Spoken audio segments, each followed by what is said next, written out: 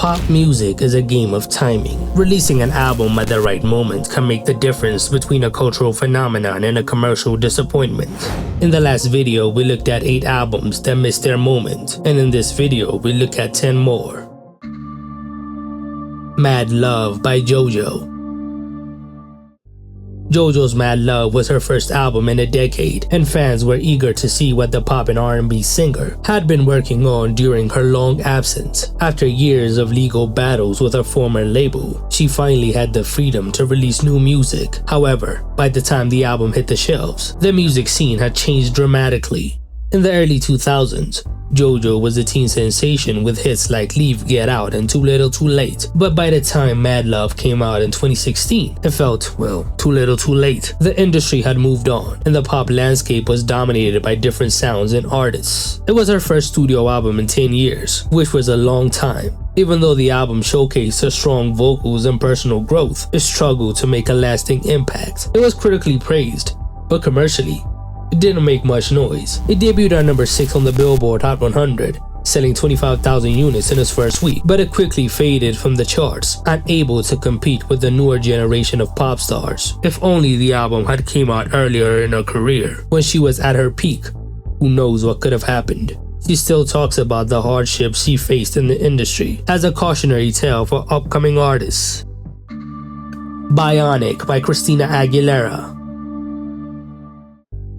Christina's Bionic was an album ahead of its time, but unfortunately it arrived at the wrong moment in her career. She was coming off her Back to Basics era, a time when she was still riding high on her early 2000s success. In 2010, she had already established herself as a pop icon, known for her powerful voice, with hits like Genie in a Bottle and Beautiful. However, the pop landscape was shifting towards more electronic and experimental sounds. Bionic was her attempt to tap into the trend. The album was a mix of futuristic pop, electronic beats, and Christina's signature ballads. Despite its innovative sound, Bionic was released at a time when Christina's star power was starting to fade. The promotion for the album was also poorly timed. Lady Gaga was dominating the charts at the time, with her own brand of electro-pop, and Bionic could not compete. It debuted at number 3 on the Billboard 200, but quickly dropped off, with many fans and critics feeling that it didn't quite fit the Christina image at the time. It could have done better in today's experimental era, as it has become a cult classic with her fans.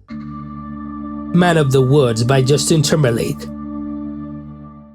In the early 2000s, Justin was one of the biggest names in pop, with hits like Cry Me a River and Sexy Back. He was unstoppable a decade into his solo career, dropping albums like Future Sex, Love Sounds, and The 2020 Experience, redefining what it meant to be a pop star. By the time when Man of the Woods was released, the music scene has shifted towards hip-hop and trap influences, and his attempt to reinvent himself just fell flat. The album debuted at number 1 on the Billboard 200, but it received mixed reviews and lacked the staying power of his earlier work. Plus, the timing was off. If it was released earlier, when his momentum was at its height, or in recent years where country music has dominated the charts, it could have performed better.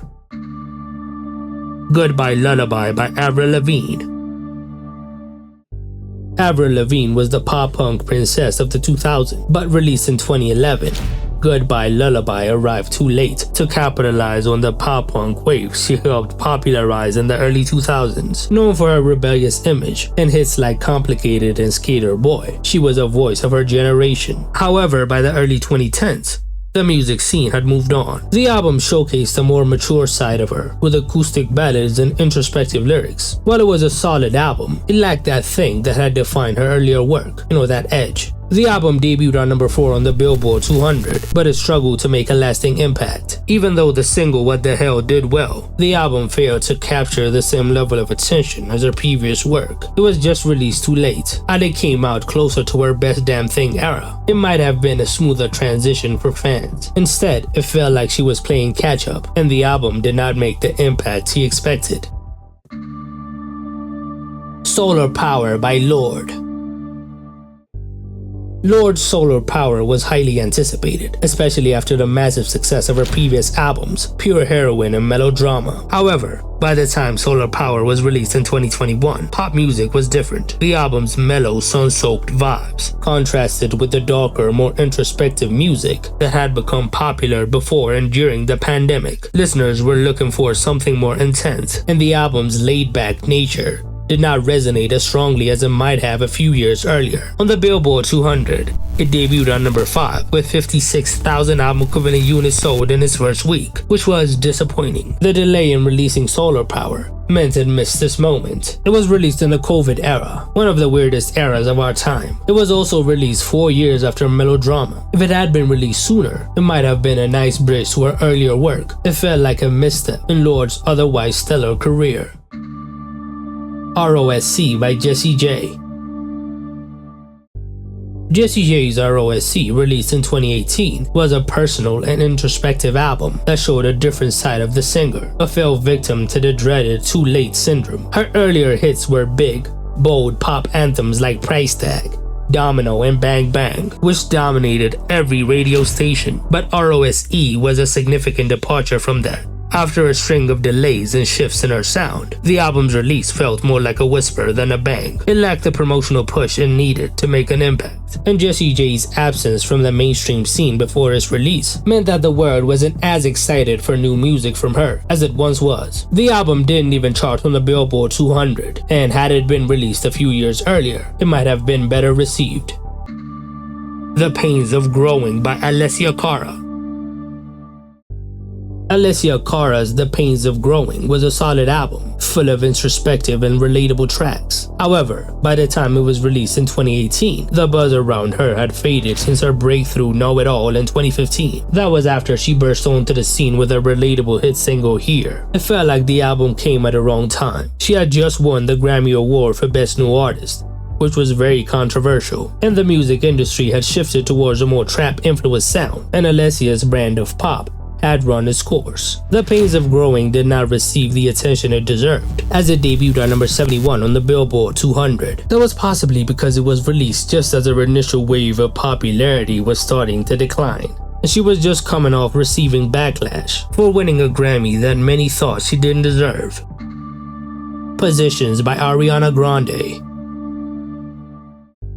Ariana Grande's Positions arrived in 2020, just a year after the hugely successful Thank You Next. While Positions featured some standout tracks, it did not have the same impact as her previous work. She was riding high after the back-to-back success of her last releases, and the album came out very soon after Thank You Next, not giving fans enough time to fully move on from her last era before she moved on to the next. While sonically cohesive, it did not quite deliver the same punch. The album debuted at the top of the Billboard 200, selling 174,000 album equivalent units in its first week, which was great, but close to half the sales of her previous album. Additionally, the world was still in the thick of the COVID-19 pandemic, and the album's themes did not quite resonate with the global mood. Positions might have benefited from a later release, when listeners were more ready for new music from Ariana. Joyride by Tinashe. Joyride was an album that had potential, but was severely impacted by delays. Originally announced in 2015, it was supposed to be Tinashe's big moment, the album that would catapult her to the next level. But after years of delays, label issues, and constant changes, by the time it finally came out in 2018, it was a little too late. The hype had died down, and the final product felt disjointed, a far cry from the potential she once had. The long wait led to frustration among fans, and the album's eventual release felt anticlimactic. It debuted at number 58 on the Billboard 200, selling 9,800 album equivalent units in its first week. It had some great tracks, but it felt like a missed opportunity, just a victim of bad timing. Tinashe is having her moment in the mainstream this year, after maintaining an underground fan base for years, with Nasty blowing up on TikTok. Familia by Cabello.